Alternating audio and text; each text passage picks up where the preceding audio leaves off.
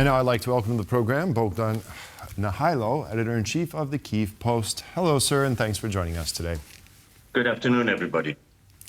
Yes, now a lot has been said about whether NATO should protect the skies, should shoot down airborne missiles and other airborne weapons incoming to Ukraine over Ukrainian territory. And a lot of people have said that this would be a major provocation. But please, sir, please tell us why this would not be a provocation. It wouldn't be a provocation at all, and President Zelensky has made this very clear in his interview for the New York Times yesterday and statements to Reuters. Look, this is a purely defensive action. Ukraine is a sovereign state. It's being invaded by Russia. What happens in Ukraine over Ukrainian territory is for Ukraine to decide, not Russia. Russia should not be calling the calls and saying, we can send missiles over, kill Ukrainians, bomb their cities, but stay out of it. This is our backyard, and we don't respect Ukraine as a sovereign country with a right to do as it pleases on its territory. Now, if NATO countries, and not only Poland, NATO planes could fire missiles to bring down Russian missiles flying over Ukrainian territory illegally in an act of war, this is not an act of aggression against Russia. It's not striking inside Russia. It's not striking Russian armies or cities. It's striking aggressive weapons that are spreading death and destruction in Ukraine. If NATO and Poland and the Baltic states and America and everybody else are such firm supporters of Ukraine, that it makes sense that even at this late stage, more than 2 years into the war, to help close the skies over Ukraine. Ukraine's not saying, put the boots down, send your troops, fight the war for us. The Ukrainians are dying every day defending their land, but they don't have the capacity to defend their skies. And the Ukrainian sky can be defended from outside of Ukraine without taking the Russians on directly. The Russians have no right to be firing into Ukraine, to be aggressors and to be destroying population and cities. So, anything that's done by NATO countries and Ukraine supporters at the request of the Ukrainians, in an act of political will to support Ukraine against the Russian aggressor, that is fine, even by UN statutes or any norms of international law. It's not an act of aggression. It's happening on Ukrainian territory.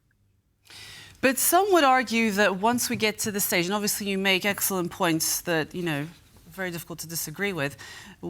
Some would argue that at this point we are entering a stage where we are essentially in World War III, and countries have, they express their continued support, both in rhetoric and obviously in practice.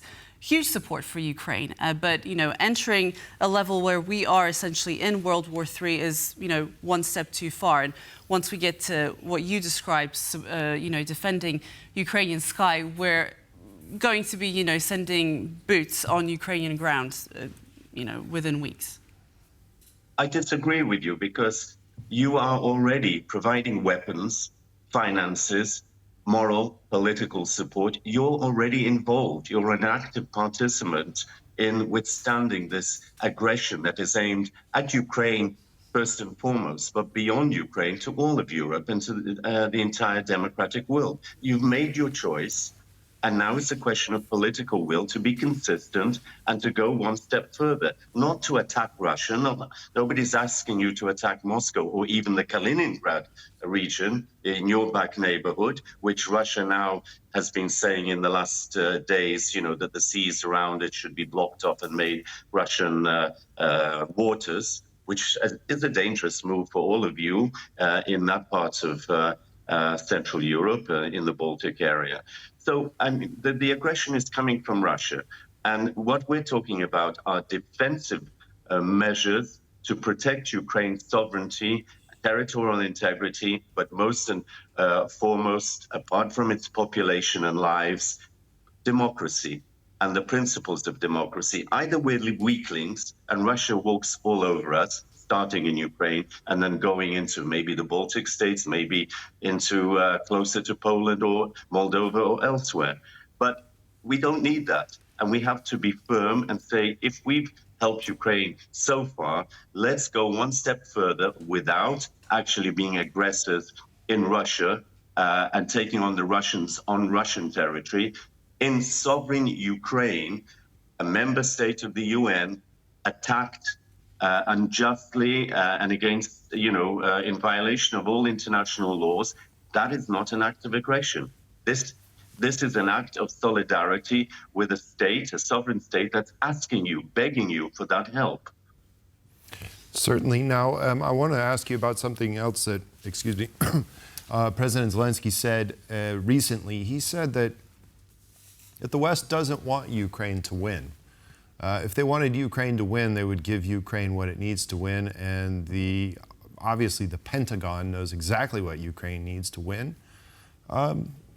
Do you think that it's time to have a serious conversation, perhaps by the authorities in Kyiv, to their Western partners, the most important ones, the United States, Germany, France, that indeed they need to give them what they need to win?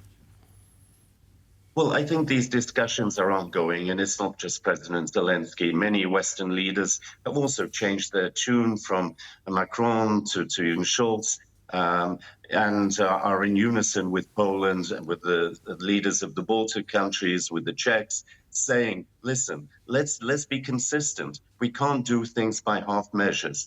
And if there are doubts in Washington, because they have elections coming up, they have their own internal problems with dealing with Trump and not knowing what awaits them, etc., then Europe should be firmer and say, look, this is a threat to all of us. We've never been in such a situation. We thought the Cold War was over, but suddenly, it's not just a war in Ukraine on the battlefield. We're being fought by disinformation, by sedition, by threats from the European elections because of Russian penetration of the far right and the far left, all sorts of threats. The state of the democratic world is at stake. And so, I don't think Ukraine has to send any new messages. There's an anniversary meeting coming up, I think in July, isn't it, of the founding of NATO. Mm-hmm. It's time for decisions. It's time for decisions not only to give Ukraine the weapons it needs to do the job, but to assure the Ukrainians that all the sacrifice, all the thousands of lives that have been lost have not gone in vain, that Ukraine will not be simply dumped at the last minute because the spirit of appeasement will take hold. We've come too far down the road. There's no going back now. We have to be firm and to do the job. And the job means to defeat Russia, whatever it takes. Yes. Bohdan Nahaylo, editor-in-chief of Kyiv Post, thank you very much for sharing your thoughts. We appreciate it.